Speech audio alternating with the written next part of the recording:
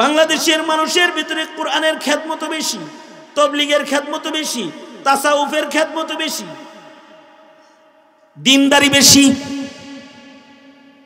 এখনো বাঙালি রমণীরা লম্বা ঘুমটা দিয়ে বের হয়ে যায়, আধুনিকতার ধাক্কা খায়া যাদের দিনদারি হালাক না হইছে তারা গ্রামে বসবাস করলেও বুরকা না পড়লেও লম্বা একটা ঘুমটা দিয়ে চলে। সাধারণ মানুষ, খেতে খাওয়া মানুষ, ক্ষেত খামারে কাজ করে, কিন্তু আজান হইলে মসজিদে যায় অথবা ক্ষেতের আইলের মধ্যে নিজের গামছারে যায় নামাজ বানায় আল্লাহর কদমে দাঁড়ায় যায়। এ দিনদার মানুষদের দিনদারির বরকতে কোরআনে কারীমের হিফাজত বাংলাদেশের সর্বোচ্চ। ইন্ডিয়া পাকিস্তানের উলামায়ে কেরাম যারা আমাদের দেশে আসেন তারা আমাদের বাচ্চাদের কোরআন মুখস্থ করা দেখে হতবাক হয়ে যায়। দারুল উলুম দেওবন্দের হুজুররাও এসে বাংলাদেশে বলে যে আপনাদের মতো এরকম সুন্দর কোরআনের খেদমত আমরা করতে পারি না। পাকিস্তান বাংলাদেশ ইন্ডিয়া এর ভেতরেও সবচেয়ে বেশি কোরআনে কারীমের খেদমত বাংলার মানুষ করে। মোরে মোরে এমন দারুল উলুম আছে যেখানে ছাত্ররা কোরআন মুখস্থ করে, একটা কলম লাগবে না, এক টুকরা কাগজ লাগবে না, সিনার ভিতরে কোরআন আছে। সারা দুনিয়ার কুফরি শক্তি সব এক হয়ে যদি আল্লাহর কোরআনের সব কপি জ্বালায়া দেয়, একসাথে যদি সকল কোরআন শরীফের কপি আগুনেও জ্বালায়া দেয়, ওই যে নবীজির উম্মতের কাছে আল্লাহ পাক ইলমের হেফাজত যে করবেন, বাচ্চা বাচ্চা সিনার ভেতরে আল্লাহ তাআলা ইলম আটকায়া আল্লাহ রাব্বুল আলামিন তার হাবিবের পরে হাবিবের উম্মতের জন্য নাজাতের আর ইবাদতের আর আখলাকের দরওয়াজাকে প্রশস্ত করে রেখেছেন। এই ইলমে দ্বীন যেটা, এটা থাকবে তো দিনদারি থাকবে, ঈমান থাকবে। ইলমের আলো থাকবে না তো দিনদারিও থাকবে না, এক সময় ঈমান শূন্য হয়ে যাবে। এই দেশের মৌলবীরা কারোর চেয়ার নিয়ে টানাটানি করছে, এদেশের আলেমরা, এই দেশের আলেমরা কারোর ক্ষমতার চেয়ার নিয়ে টানাটানি করে নাই। কিন্তু এই দেশের আলেমরা যত রক্ত ঝরাইছে অত রক্ত বাংলাদেশের কোন রাজনৈতিক দলের কর্মীরা ঝরায় নাই।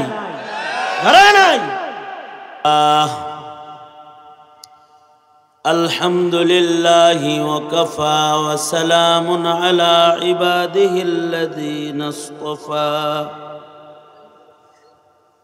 أما بعد فأعوذ بالله من الشيطان الرجيم. بسم الله الرحمن الرحيم. قل هل يستوي الذين يعلمون والذين لا يعلمون. وقال النبي صلى الله عليه وسلم خيركم من تعلم القرآن وعلمه. وقال النبي صلى الله عليه وسلم فضل العالم على العابد كفضلي على أدناكم، أو كما قال عليه الصلاة والسلام. اللهم صل على محمد وعلى آل محمد كما صليت على إبراهيم وعلى آل إبراهيم إنك حميد مجيد اللهم بارك على محمد وعلى آل محمد كما باركت على إبراهيم وعلى آل إبراهيم إنك حميد مجيد بلغ العلا بكماله كشف الدجى بجماله حسنت جميع خصاله صلوا عليه وآله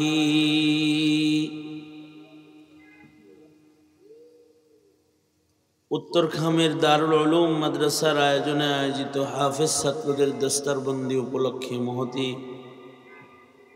ওয়াজ মাহফিলের মোহতারাম সাদাত, মোহতারাম সভাপতি, উপস্থিত হযরত বুজুর্গ উলামায়ে কেরাম, সম্মুখপানে সমবেত দিন প্রিয়, ইসলাম প্রিয়, দিনদার ইমানদার মুমিন মুসলমান ভাইরা, পর্দার আড়াল থেকে আলোচনায় শামিল মা বোনেরা, বিশ্বজগতের মালিক, বিশ্ব প্রতিপালকের বিশ্ব দরবারে কালিমাত শকর যে মহান রব্বুল আলামিন অত্যন্ত দয়া পরবর্ষে করুণার আবরণে ঢেকে জালিসুর রহমান বেহেশতের টুকরা বাগান জান্নাতের বাগবাগিচায় দাওয়াত ও তবলীগের নিসবতে উলামাদের সোহবতে আল্লাহ তাআলা দ্বীনি নসিহত বলার জন্যে, শোনার জন্যে আমাদেরকে একত্রিত হওয়ার তৌফিক দান করেছেন। এজন্যে মালিকের দরবারে শুকরগুজার হই, কালিমাতুশ শুকর পড়ি, জবান ছেড়ে মুহাব্বতে পড়ুন আলহামদুলিল্লাহ।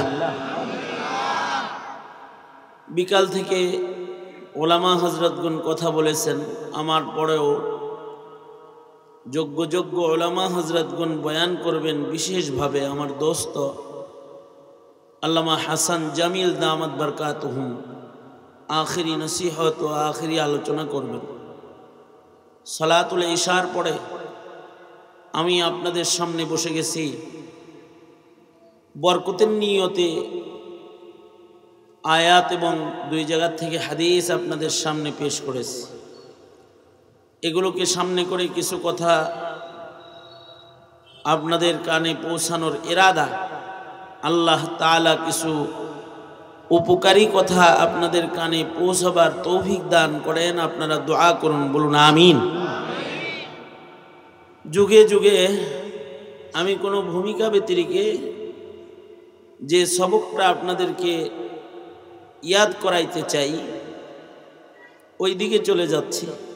যুগে যুগে নবী রাসূল আগমন করেছেন।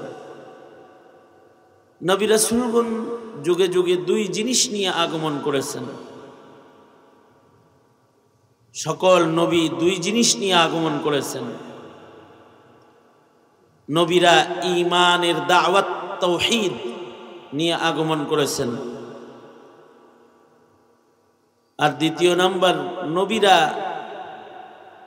ইলমি দ্বীন নিয়ে আগমন করেছেন, ইলম নিয়ে আগমন করেছেন। মানুষ যখন বহুত্ববাদের পূজা করছে,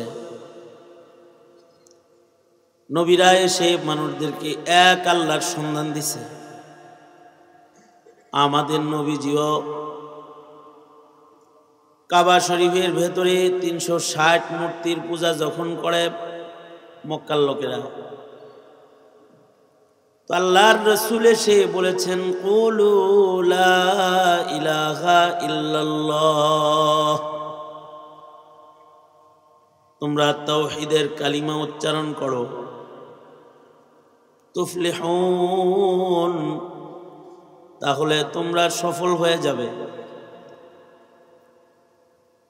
দৌলতে ঈমান তাওহীদ নবীরা নিয়ে এসেছেন। জাতি যখন তাওহীদ ভুলে গেছে, নবীরা জাতিকে তাওহীদ শিক্ষা দিয়েছেন, একাত্মবাদ শিক্ষা দিয়েছেন।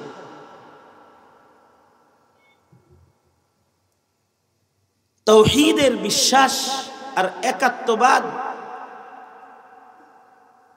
এটা একটা মানুষের জন্য সবচেয়ে বড় নিয়ামত। কারণ একাত্মবাদের বিশ্বাস, এই নিয়ামত যদি কারোর হাসিল হয়, সে জান্নাতের মালিক হয়। মানুষ দুই প্রকার, জান্নাতি জাহান্নামী। আউয়ালান, কারোর মুখে উচ্চারিত হলো লা ইলাহা ইল্লাল্লাহ, একাত্মবাদের বাণী, তাহলে সে জান্নাতি হয়ে গেল। আল্লাহর রাসূল সাল্লাল্লাহু আলাইহি ওয়াসাল্লাম বলেন, মান ক্বালা লা ইলাহা ইল্লাল্লাহ মুমিনান বিকলবিহি দাখালাল জান্নাহ। আল্লাহর নবী বলেন, বিশ্বাসের সাথে একাত্মবাদের বাণী যদি কেউ উচ্চারণ করে, লা ইলাহা ইল্লাল্লাহ, এবার সে আল্লাহর জান্নাতের মালিক হয়ে গেছে। এবার এই ঈমানের কারণে সে আল্লাহর জান্নাতের মেহমান হবে। এই দৌলতে ঈমান, এটা নবীরা নিয়ে এসেছেন যুগে যুগে। এইটুক যদি কারোর নসিব না হয় যে সে লা ইলাহা ইল্লাল্লাহ বিশ্বাসের সাথে পড়া জানে না, পড়ে নাই একবারও, তাহলে সে বিনা হিসাব চিরস্থায়ী জাহান্নামী। আর যদি কেউ বিশ্বাসের সাথে জীবনে একবারও বলে এটা, তাহলে আল্লাহর রাসূল বলেন সে এই ঈমানের কারণে এক সময় জান্নাতে যাবে। এই কারণেই আল্লাহর নবী নিজের চাচারে এটা পড়াইবার লেগে জোরাজুরি করছেন।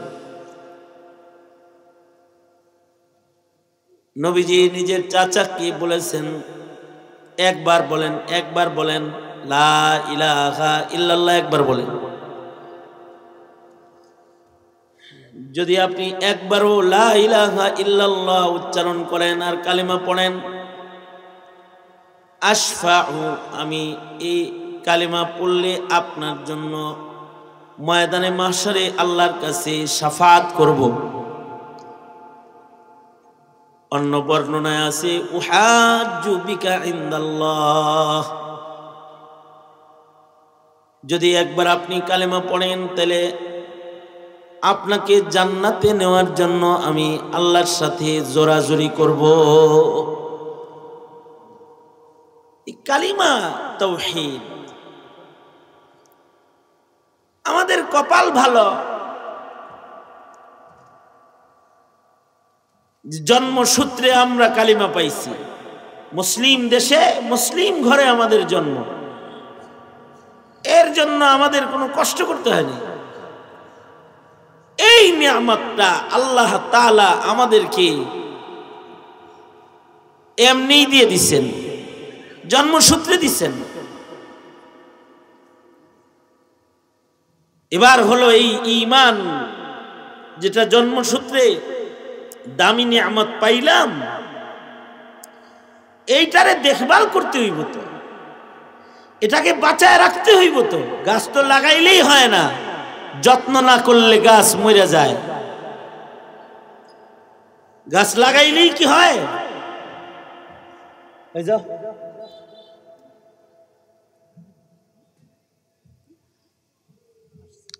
আপনারা বাড়িতে গাছ লাগান, তাই না? গাছ লাগাইলেই কি গাছ হয়? এই গাছটা যেন সোজা হয়, এর জন্য এর সাথে একটা কিবার দেয়, খুঁটি দেয়, খুঁটি গেড়ে দেয়, এটা যেন পাকা তারা না হয়। এই গাছটাকে যেন ছাগলে খেয়ে না ফেলে, এ কারণে চতুর্দিকে কি দেয়? বেড়া দেয়। সকাল বিকালে গাছের গোড়ায় পানি দেয়। এই গাছের গোড়ায় ময়লা আবর্জনা সাফ করে। কখনো কখনো এই গাছে সার দেয়, পরিচর্যা করে। তারপরে এক সময় গাছটা নিজের পায়ে শক্তিশালী অবস্থানে এসে দাঁড়ায় যায়। এমনি তো আর হয় না। আপনি আপনার ইমানের গাছকে এতটাই দুর্বল যদি রাখেন যে মনে মনে ভাবেন যে এটা এমনিই দাঁড়ায় যাবে, মুসলমানের ঘরে জন্মাইছে আর ইমান দাঁড়ায় গেছে, বিষয়টা এরকম না। কিন্তু গাছের যত্ন না করায় যেমন গাছ অন্য কারোর পেটে চলে যায়, ইমানের যত্ন যারা করে না তাদের ঘরের ইমানদার অনেক সময় নাস্তিকের পেটে চলে যায়, মুরতাদের পেটে চলে যায়, কাদিয়ানির পেটে চলে যায়, বেঈমানের পেটে চলে যায়। কারণ এই ইমানের যত্ন হয় নাই, ইমানের দেখভাল হয় নাই, ইমানটাকে যত্ন করা হয় নাই। তাই ইমান এক সময় অযত্নে যেমন গাছ মইরা যায়, ইমানের অযত্নে ইমান মারা যায়। জন্ম হয় ইমানের সাথে, কিন্তু মৃত্যু হয় ইমান শূন্য। মনে রাখবেন, জন্ম ইমানের সাথে হওয়াটা সফলতা নয়, মৃত্যুটা ইমানের সাথে হওয়া হলো সফলতা। মরণ ইমানের সাথে যার হলো সে সফল হয়ে গেল। আবু বকর, ওমর, ওসমান, আলী জন্ম ইমানের সাথে হয় নাই, কিন্তু মরণটা ইমানের সর্বোচ্চ আসনে হয়েছে। কত কাফের মুশরিক আছে যাদের জন্ম কাফেরের ঘরে হয়েছে, কিন্তু তাদের মৃত্যুটা ইমানের সাথে হয়েছে। জন্ম কিন্তু কাফেরের ঘরে হয়েছে, মৃত্যু তাদের ইমানের দস্তরখানে ইমানের সাথে হয়েছে। মরণটার হলো হিসাব, মরণটারই হলো হিসাব। আল্লাহর রাসূল বলেন, কারোর হৃদয়ে যদি তাওহীদ থাকে, হৃদয়ের ভিতরে যদি থাকে লা ইলাহা ইল্লাল্লাহ, এইটা যদি কারোর হৃদয়ে বিদ্যমান থাকে, আর ওই অবস্থায় যদি সে মারা যায়, আল্লাহর নবী বলেন তার মরণটা আল্লাহর জান্নাতে ঢোকার দরজা হয়ে যায়। সুবহানাল্লাহ। আগামী কালকে বললেন, জোরে বলেন, জোরে বলেন, জোরে বলেন। বাড়িতে তো তাসবিহাত তো ওইরকম আমাদের হয় না। মাহফিলে আসছেন, সুবহানাল্লাহ বলার সুযোগ আইলে পড়ালে। আরেকটা বিষয় হলো আনমনা অবস্থায়, আনমনা বুঝেন, অর্ধেক শুনবেন অর্ধেক শুনবেন না। দুনিয়ার অনেক কাজ করবেন, ওয়াজও শুনবেন, সারা জনম ওয়াজ শুনবেন, ওয়াজের আমল করতে পারবেন না। আর যদি ওয়াজটা মনোযোগ দিয়ে শুনেন, এটা আপনার হৃদয়ে গেঁথে যাবে। এটা শুধু আপনাকে উপকৃত করবে না, আপনার দ্বারা এই নসিহা আরেকজন পাবে। আপনি ওই একটা কথা আরেকজনকে বলতে পারবেন, যেই একটা কথা তার হেদায়েতের জরিয়া হবে। এজন্য মনোযোগ আকর্ষণ করছি। আমার খুব বেশি আশা হয় না, আজকে আয়েই পড়ছি তাই এভাবে বলতেছি। একটু আগেও আপনাদের আশপাশের অনেক লোক আমার সাথে দেখা করছে, যারা আমাকে এই আপনাদের আশপাশের গ্রামে আনার জন্য আমার কাছে যায় 6 বছর 7 বছর যাবত। আমি সময় দিতে পারি না। আর এখন তো আগের মতো না, শারীরিকভাবেও দুর্বলতা, স্পর্শ করেছে অনেক বেশি। কারণ আওয়ামী নির্যাতনে 1 বছর যদি কেউ সেল আর জেল বন্দি থাকে তাহলে তার দেহে কিছু থাকে না। আমরা তো লম্বা সময় এমন জেল বন্দি, আমরা ওলামায়ে কেরাম, আমার লগে তো কারোর লগে কথা বলা না যাচ্ছিল, বুঝেন নাই কথাটা? কেউ আমার সাথে কথা বলবে জেলখানায়, কেউ আমাকে দেখবে এসে একটু যে আইয়ুব সাহেব কি মারা গেল নাকি দেখি তো, না যায়।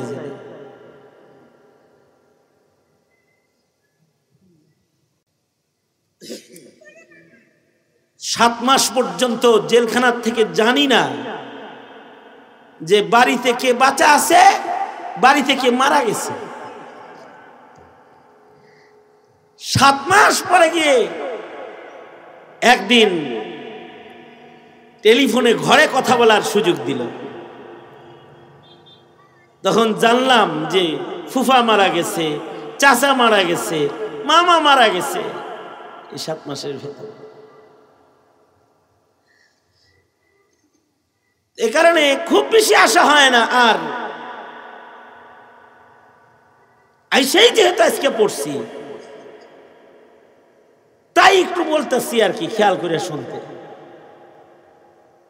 আপনারাও এই কাপাসিয়ার জনসাধারণ আলেম প্রিয়, ওলামা প্রিয়, এ কারণে ওলামায়ে কেরামের কথার প্রতি আপনাদেরও যথেষ্ট গুরুত্ব আছে। তারপরেও ওটা আবার বলে গুরুত্বটা আরেকটু উতরাইয়া দেই আর কি, আরেকটু বাড়াইয়া দেই। সুতরাং তাওয়াজ্জু যারা সামনে আছেন এই দিকে, সেটা হলো ঈমানের হিসাবটা কি জন্মের না মরণের? মরণের হিসাব।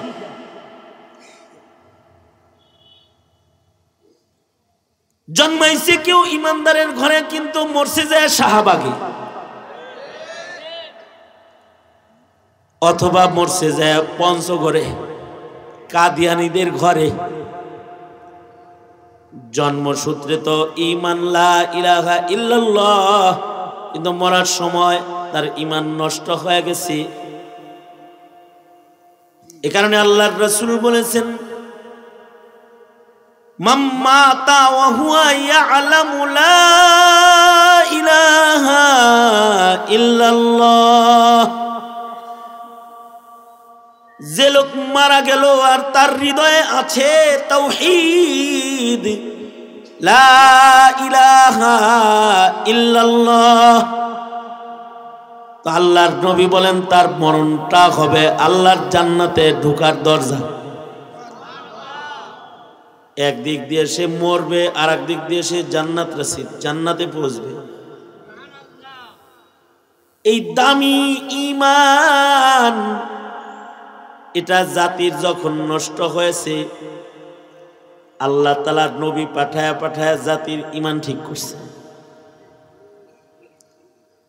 আর জাতি যখন হালাল হারাম বলে গেছে, মায়ের সাথে জেনা করার জন্য যে মদ খায় দরজায় দাঁড়ায় গেছে, নিজের কন্যাকে ওরসের সন্তানকে জীবন্ত দাফন করে ফেলেছে। হালাল আর হারাম, জায়েজ আর না জায়েজ, ইনসানিয়াত আর জুলুম, এইটার ব্যবধান বুঝার যোগ্যতা যখন জাতির নাই, তখন জাতিকে এই জায়েজ না জায়েজের জ্ঞান শিখাইতে, হালাল আর হারাম শিখাইতে, মায়ের মর্যাদা শিখাইতে, বাবার সম্মান শিখাইতে, সন্তানের স্নেহ শিখাইতে, নারীর মর্যাদা শিখাইতে, ভাই ভাইয়ের হক শিখাইতে, মুসলমান ভাই ভাইয়ের হক শিখাইতে, ইলমের আলো দিয়া আল্লাহ তাআলা আল্লাহর বান্দাদেরকে আল্লাহর গোলামি করাইতে। কারণ বান্দারা সবাই আল্লাহর গোলাম, আল্লাহর বান্দারা আল্লাহর গোলামি করবে, গোলামি শিখাইতে তাদের আল্লাহ পাকের গোলাম বানাইতে আল্লাহ তাআলা ইলমের দৌলত সহ শিক্ষক নবীদেরকে বানায়া পাঠাইছেন। নবীরা জাতিকে ইলম শিখাইছেন।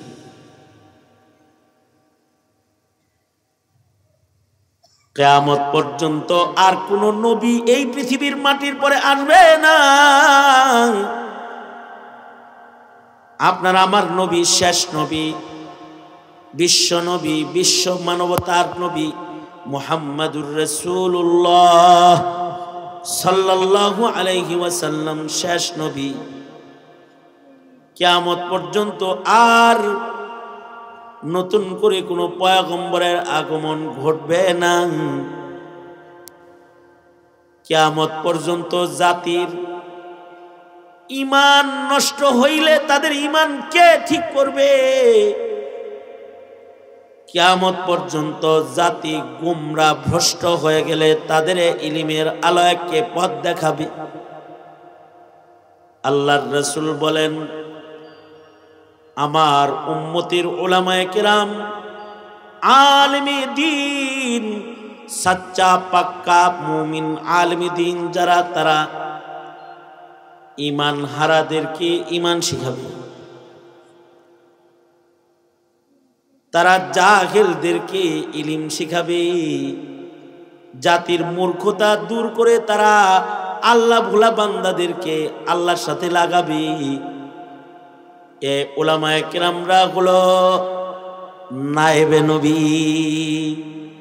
আল্লাহর রাসূল বলেন, ইন্নামাল উলামা ওয়ারাসাতুল আম্বিয়া। নবীজি বলেন, আলেমগণ হলো নবীদের ওয়ারিস। নবী তো আর আসবে না, কিন্তু ওয়ারিস আসবে। নবুয়ত যেমন নির্বাচিত, নির্ধারিত, আল্লাহ প্রদত্ত, আল্লাহর মনোনীত।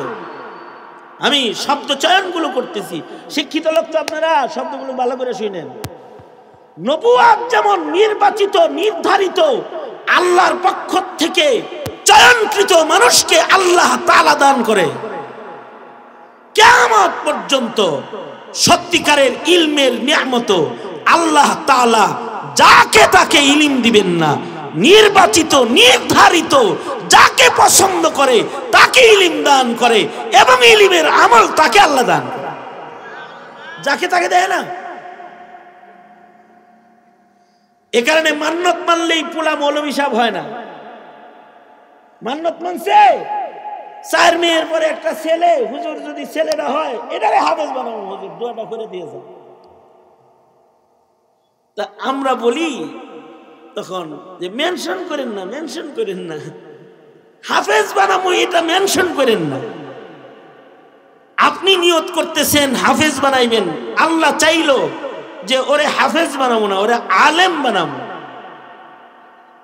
তাইলে হাফেজ না হয়েও আলেম তো হইতে পারলো, কিন্তু হাফেজ খালি বানানোর নিয়ত করলে, খালি হাফেজের নিয়ত করলে, যদি ইনকেস মাথায় না ধরে তাইলে তো আলেম হইতে পারবো না।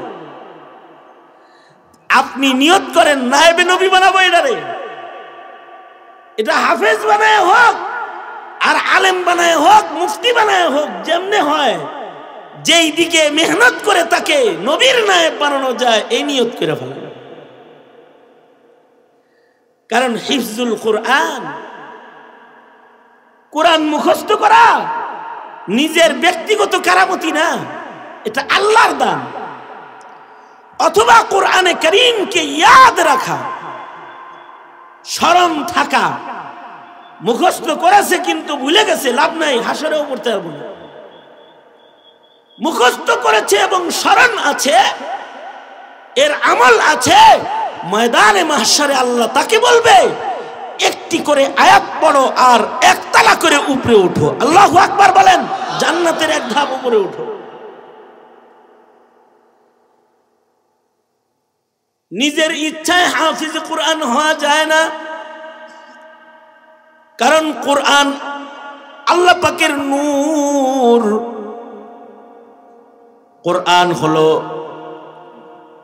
আসমান থেকে আসা, আসমান থেকে আসা ইলমের যে ভান্ডার আছে, আসমানি কিতাব যত আছে তার ভেতরে সর্বশ্রেষ্ঠ ইলম কোরআন,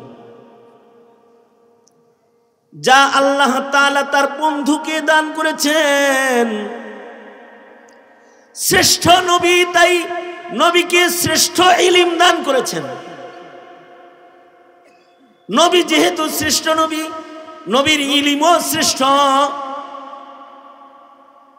এ কারণে পূর্বের যুগের কোন নবীর ইলমকে হিফাজত আল্লাহ করেন নাই, কিন্তু হাবিবুল্লাহ আমাদের নবীর পরে যেহেতু নবী নাই, নবীর ইলম নবীর উম্মতের মাঝে হিফাজত করার দায়িত্ব জিম্মা মহান আল্লাহ নিজে নিয়েছেন। ইন্না নাহনু নাযালনা যিকরা ওয়া ইন্না লাহু লাহাফিজুন। আল্লাহ তাআলা জমিনের উপরে কোরআন ও ইলমে দ্বীনকে হিফাজত করার জিম্মাদার। আল্লাহ বলেন আমি হিফাজত করব। এই কারণেই ১৫০০ বছর আগে আমার নবী ইন্তেকাল করেছেন,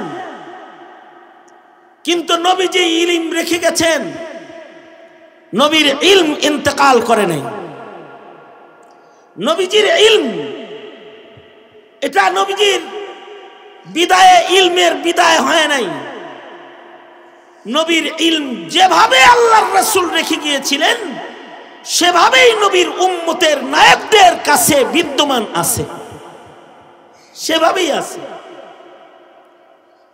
১৫০০ বছর আগের নাজিল হওয়া কোরআনের একটি অক্ষরও কেউ চুরি করতে পারে নাই, গুম করতে পারে নাই, এটাকে পরিবর্ধন করতে পারে নাই, কিয়ামত পর্যন্তও পারবে না। আল্লাহু আকবার, জোরে করে বলেন। কিয়ামত পর্যন্তও পারবে না। কেউ যদি কোরআনের সাথে লেগে যায়, কোরআনকে বিদায় করতে চায়, তো সে বিদায় হয়ে যায়। কেউ যদি কোরআনের মুখোমুখি এসে দাঁড়ায়, সে বরবাদ হয়ে যায়। কোরআন তার আপন গতিতে চলছে, কোন ধরনের মাধ্যম ছাড়া এর হেফাজত। পৃথিবীর মাটিতে একমাত্র কোরআন ছাড়া আর কোন গ্রন্থ নাই যা দুনিয়ার মাধ্যম ছাড়া হুবহু হেফাজত। জাগতিক জ্ঞান মাধ্যম ব্যবহার না করলে ওটা ন্যূনতম সময়ও থাকবে না। জাগতিক জ্ঞান মাধ্যম ব্যবহার করার পরেও ৩০ বছর আগের জ্ঞান ৩০ বছর পরে পাওয়া যায় না। মুরব্বীরা যখন স্কুলে পড়ছে, ওনারা যা পড়ছে ওই কবরে হয়ে গেছে গা। নতুন আইছে গোমাতা, ট্রান্সজেন্ডার, ওগুলা হারায় গেছে গা। ওগুলোর খুঁজে পাওয়া যায় না এখন। অনৈতিক বস্তু, অনৈতিক তালিম, সেগুলো পাঠ্যবস্তুতে ঢুকে গেছে। জ্ঞান হারিয়ে গেছে, মাধ্যম থাকার পরেও হারিয়ে গেছে, কাগজ কলম থাকার পরেও, কম্পিউটার সফটওয়্যার সব থাকার পরেও হারায় যায়। কিন্তু এই আল্লাহর ইলম, আল্লাহর কালাম কোরআন, যা দিয়া মানুষ তার জিন্দেগির হালাল আর হারাম, জায়েজ নাজায়েজ, ইবাদত বন্দেগী, জিন্দেগিকে বন্দেগী বানাবে যার দ্বারায়, এইটা জমিনে সংরক্ষণ করতে এক টুকরা কালি, এক টুকরা কাগজ, এক ফোঁটা কালির জরুরত মহান আল্লাহর পড়ে না। আল্লাহ তাআলা আল্লাহর বান্দাদের কালবকে কাগজ বানায়া নিজের হাতের কুদরতি কালাম দিয়া তার কালাম বাচ্চাদের সিনায় সিনায় লিখে দেয়, এবং বিনা লুকমায় বাচ্চারা ৩০ পারা পড়ে ফেলে। শুধুই মাত্র শিক্ষাবিদ যারা, তারা যদি শুধুই মাত্র এই জায়গায় নজর করে তাকায়, ইজাজ কোরআন, কোরআনের এই অলৌকিকত্ব যদি নজর করে বুদ্ধিজীবী, বুদ্ধিমান আর শিক্ষাবিদরা যদি খালি তাকায় দেখে, তাহলে তাদের হৃদয় থেকে বেরোয় আসবে লা ইলাহা ইল্লাল্লাহ, আসলে রে আল্লাহ ছাড়া আর কোনো ইলাহ নাই। এই যে ছোট্ট বাচ্চার সিনায় কোরআন আটকায় নিজের ইলম হিফাজত করতেছেন অদৃশ্য থেকে, তিনি আমার আল্লাহ। আমি একবার এক মাদ্রাসায় গেছি, 17 জন হাফেজ একসাথে পাগড়ি পাইতেছে, আজকেও পাগড়ি দিবে।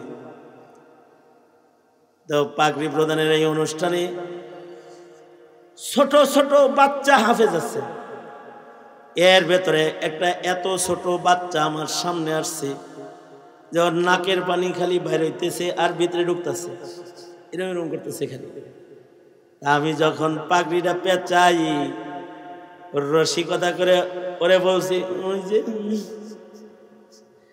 একটু দেখাইছি, আর সাথে সাথে এই বাচ্চাটার নাকের পানি কেমনে সাফ করতে হইব তাও জানে না। ও নিজের এমনি করে একটা টান মারছে, খালি এক টানে নিজের জামা হাত সব মাখায় ফেলাইছে। আমি ওকে জড়ায় ধরছি, আর হাফেজ সাহেবকে বললাম, হাফেজ সাহেব হুজুর নাকের পানিটা কেমনি মুছতে হইব এতটুকুন বুঝার নাই। হাজার হাজার জনতার সামনে তার মাথায় হাফেজের পাগড়ি পরালাম, ঠিকঠাক আছে তো? পড়ছেনি ঠিক মতো? হাফেজ সাহেব কয়, উস্তাদ জি বাকি যাদের পাগড়ি পরাইছেন ওদের লুকমা লাগতে পারে, কিন্তু নাকের পানি যেটার পরে এটার হালত হলো, যদি ওকে বলেন এক দাঁড়ানোতে আল্লাহর কালাম পুরাটা বিনা লুকমায় শোনাবি, মহান আল্লাহ এই যোগ্যতা ওকে দান করেছে, বিনা লুকমায় শোনায়া দিবে। আমাদের বাংলাদেশ থেকে, বাংলাদেশের মুসলমানদের ভেতরে ঈমানি চেতনা, এটা আজকের না, এটা পুরাতন। এটা শাহজালালের বাংলাদেশ, শাহ মাখদুমের বাংলাদেশ, অলি বুজুর্গের বাংলাদেশ। তো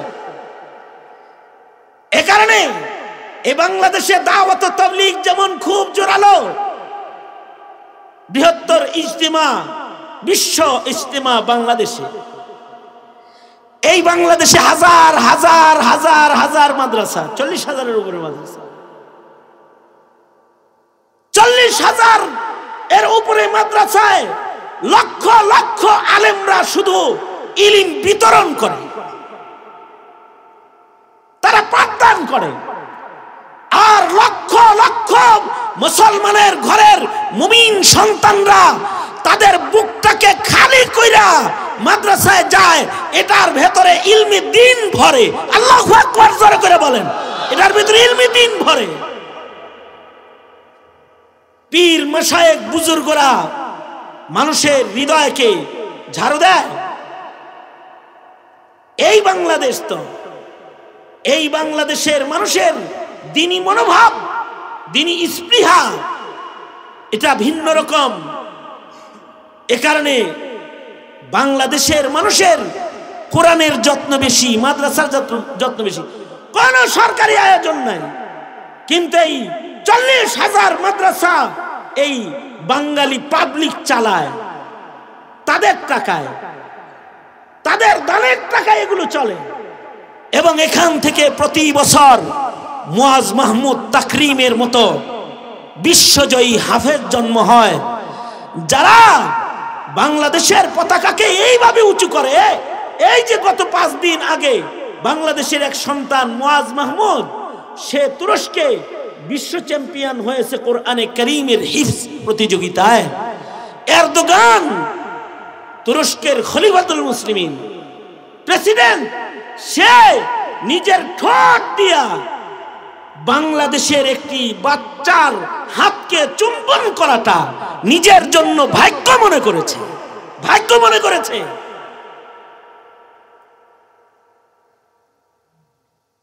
বাংলাদেশের মানুষের ভিতরে কোরআনের খেদমত বেশি। তবলিগের খেদমত বেশি, তাসাউফের খেদমত বেশি, দিনদারি বেশি।